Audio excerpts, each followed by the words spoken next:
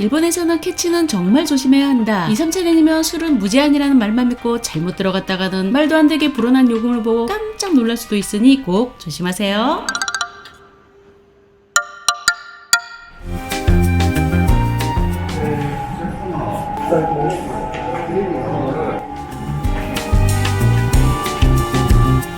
안녕하세요. 우리 둘이입니다. 네, 오늘은 일본 여행을 하면서 도움이 될 만한 팁을 몇 가지 소개하려고 합니다. 우리 둘이가 이곳에 들어올 때 종업원이 자리 안내를 해주시는 걸 보셨나요? 못 보셨다고요? 영상 큐!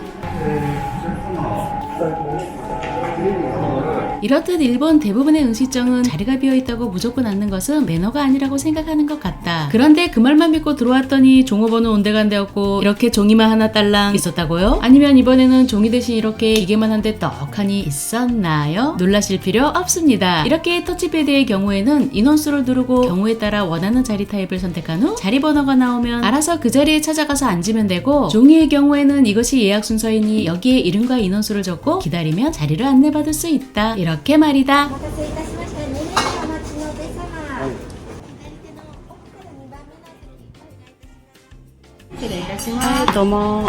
네, 설명하는 도중에 음식이 이렇게 나왔습니다. 네, 이처럼 일본 여행 중에 이런 맛있는 음식을 많이 사 먹을 텐데요. 이렇게 여행을 하다 보면 현금을 많이 쓸 텐데요. 현금이 부족할 때는 어떻게 할까요? 둘이가 설명하겠습니다. 오케이. 여러분들 혹시 일본의 편의점에서 한국의 현금카드나 신용카드로 일본의 엔화를 출금할 수 있다는 사실 알고 있나요? 보통 편의점에 들어오면 이렇게 한쪽 구석탱이에 ATM 기계들이 놓여 있는데, 내가 가지고 있는 카드가 비자, 마스터, 유니온페이, 그리고 아메리칸 익스프레스 등이라면 손쉽게 일본 엔화를 출금할 수가 있다. 그런데 어떻게 뽑을 건지 말로만 배울 거냐고? 에헤, 그럴 리가. 지금부터 함께 인출해 볼 테니 잘 따라오세요. 먼저 저 깜빡 있는 곳에 카드를 집어넣으면 이렇게 생겼던 초기 화면이 카드를 읽는 중 화면으로 바뀐다. 다음으로는 언어를 선택할 수 있으니 한국어를 선택하고 잠시 기다리면 출금과 잔액 조회를 할 수 있는 화면으로 바뀐다. 여기서 출금을 누르고 확인을 누르면 거래 형태가 나오는데, 현금 서비스를 받으려면 신용카드를, 통장에 돈을 인출하려면 보통예금 버튼을 선택하면 된다. 다음으로 비밀번호를 누르고 확인 버튼을 누르면 인출할 금액을 선택하는 화면으로 전환이 되는데, 1회 인출 한도액은 만엔에서 10만엔이니 원하는 금액을 선택하고 확인 버튼을 누르면 거래 수수료 및 환율 등을 확인할 수가 있다. 둘이는 이날 만엔을 인출했더니 427원의 수수료가 더 차감되었다. 확인이 끝났으면 금액을 선택하고 인출이 성공했다는 경쾌한 멜로디와 함께 카드와 영수증이 나오고 마지막으로 돈까지 꺼내면 끝! 이렇게 만엔을 뽑았는데요. 참 쉽죠? 저는 잠시 화장실에 다녀왔습니다. 참, 여행 중에 화장실이 없어서 곤란한 경우가 생겼을 때는 어떻게 해? 어떡하긴 뭘 어떻게 해. 농담이고, 여러분들 일본 콤비니에 화장실이 있는 거 대부분 알고 계시죠? 네, 여행 중 정말 급할 때는 이렇게 콤비니로 달려오는 것도 꿀팁 중에 꿀팁인데요. 만약 주변에 콤비니마저 없다면 어떡할까요? 다행히 역사가 가까운 곳에 있었다면 해결할 수 있습니다. 단 아직 개찰구를 통과하지 않았다면 역사 내에서 쉽게 화장실을 발견할 수 있겠지만, 이미 개찰구를 통과해 나가버렸다면 완전 젖된다. 이럴 땐 어떻게 해서든 역사 안으로 들어가야 할 텐데, 일본어도 잘 모르는 애가 통역 어플이라도 깔아서 영무원에게 부탁해야 하냐고요? 그럴 필요 없습니다. 이렇게 역사 내로 들어갈 수 있는 입장권을 이용하면 되는데, 대부분의 티켓 발매기에 가면 살 수가 있다. 그런데 티켓 사는 방법도 가르쳐 줄 거냐고? 우리들이가 말로만 때울 리 없지. 티켓 발매기에 가면 이렇게 발매기마다 입장권을 구매할 수 있는 버튼이 있는데, 이것 또한 일본어라 졸지 마시고 한국어 버튼을 눌러 언어 변환을 한 후 바뀐 플랫폼 티켓 버튼을 누르고 입장권 금액을 집어넣으면 이렇게 입장권이 나온다. 입장권의 가격은 도쿄 150엔부터 보통 전철 제일 짧은 구간의 기본 요금 정도 한다. 물론 입장권만으로 전철 탑승은 할 수 없으며 역사 내 이용 시간은 2시간으로 제한이 된다. 하지만 큰 역이나 혼잡한 역이 아닐 경우 영무원에게 잘 부탁하면 그냥 들여보내주는 경우도 있다고 하니 꼭 참고하세요. 설명 다 끝났어? 그럼 네, 설명하는 동안 제가 핸드폰을 보고 있었는데요. 핸드폰 배터리가 거의 다 나갔네요. 충전을 해야겠죠? 일본은 충전을 할 때 110V인 거 다 아시죠? 혹시 공항으로 출발할 때 이거를 못 챙기셨다고요? 다 방법이 있습니다. 둘이야, 한국으로 출발! 뾰로롱. 네, 여기는 한국의 인천공항입니다. 110V 아답터를 깜빡 가졌다고요? 걱정할 필요 없습니다. 인천공항 통신 부스로 가면 무료로 대여받을 수 있다. 우선 제1터미널이라면 나오면 3층 출국장 4번 게이트로 이동한다. 이곳에 통신 3사가 모여있는데 이곳에서 대여받을 수 있다. 하지만 최근에 로밍을 한 여행객을 대상으로만 대여받을 수 있도록 변경이 되었다고 하는데 갑자기 증가된 해외 여행객들로 인해 아답터 회수율도 좋지 않다 보니 대여 개수도 1인당 1개씩으로 제한이 되었고 그마저 KT는 대여 서비스가 종료되었다고 하니 물건이 떨어지기 전에 서두르세요. 서두르라고 그렇게 당부했는데도 결국 실패했다고요? 물론 급하다면 면세점에서 사도 되지만 이런 쥐똥만한 걸 1, 2만 원을 주고 사야 한다니 아깝죠? 조금만 더 참을 수 있다면 일본 공항에 도착한 후 티켓 서비스 센터를 이용해보자. 400엔대로 조금 더 저렴하게 구매할 수 있다. 그런데 늦은 시간에 왔더니 문을 닫았다. 아니면 눈을 씻고 봐도 팔지를 않는다고요? 물론 이번에도 무지 급하다면 비싸더라도 편의점으로 달려가야 하겠지만 조금 더 참을 수 있다면 숙박하는 호텔에서 대여가 가능한지 물어봐 빌리거나 근처 돈키호테나 슈퍼를 찾아가도 되고 다이소와 같은 백인샵으로 가면 단돈 100엔에 살 수가 있다. 그런데 오늘은 왜 이러지? 동네로 와봤더니 다 팔렸다. 여튼 이렇게 생긴 A타입으로 오케이?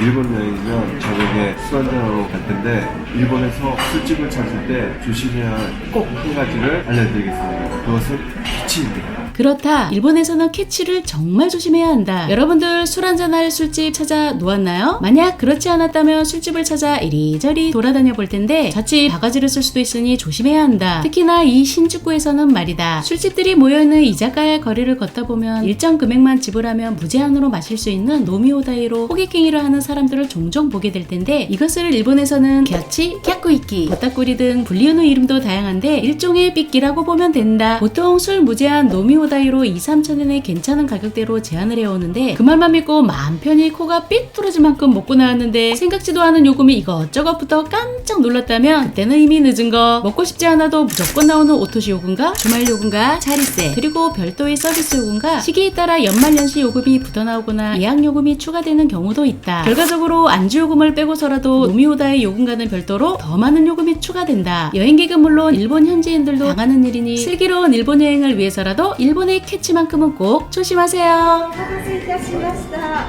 ホットコーヒーお2つでございます 네, 술을 한잔 하다 보면 시간이 꽤 늦어져서 막차가 푹 차서 호텔까지 갈 수 없는 경우가 발생할 수 있습니다. 물론 돈이 많다면 아무 문제가 없습니다만 대부분의 여행객들은 경비를 줄이려고 애쓸 텐데요. 이럴 때는 어떻게 하면 될까요? 두리야, 너는 어떻게 했어? 왜 그걸 나한테 물어보고 그래? 네, 여행 와서 정신 놓고 한 잔, 두 잔 하다 보면 왈라가 돼 막차를 놓치게 된다면 어떡할까요? 물론 택시를 타는 방법이 가장 간단하긴 하지만 그렇지 않아도 비싼 일본 택시비에 심야 할증까지 붙으면 택시비가 너무 비싸진다는 것은 일본인들도 잘 알고 있다. 그래서 아침 첫차 시간이 돌아올 때까지 나름대로 궁여지책을 마련하는데 그중 가장 일반적인 방법으로는 PC방, 네토카페이 이용이 아닐까 싶다.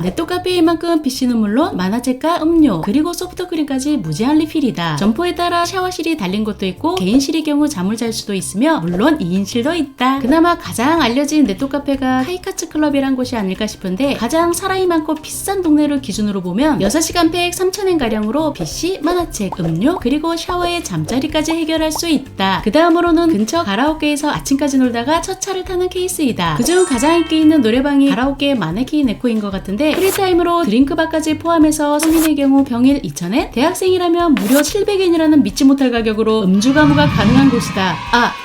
주는 빼고 단 회원가입이 필수이므로 여행객의 경우 여권만으로 회원가입이 가능하다. 물론 그룹으로 왔다면 회원가입은 대표로 한 명만 하면 된다. 사실 이곳은 막차가 끊기지 않더라도 다른 곳에 비해 프리타임이 꽤 긴 편이어서 이른 저녁에 입실에서 밤새 놀고 싶을 때도 좋은 장소이다. 그런데 가라오케에 와서 밤새 먹고 마시다 여행 경비가 다 털릴 것 같다고요? 에헤, 이곳은 다른 가라오케와는 다르게 외부 음식에 반입이 가능해서 술이든 밥이든 마음대로 사들고 와서 그냥 먹고 마시고 즐기면 된다. 오케이? 네, 지금까지 일본 여행 중에 발생할 수 있는 상황별 대처 방법을 나름대로 정리해 보았는데요. 일본 여행을 계획 중이거나 혹시 일본 여행 중이시라면 남은 일정에 꼭 참고하셔서 슬기로운 여행 되기를 바랍니다. 그럼 다음 주에도 보다 알찬 여행 정보로 찾아오겠습니다. 모두들 안녕. 안녕. 먹어도 되지? 그럼 맛있다. 이제 좀 찍었어.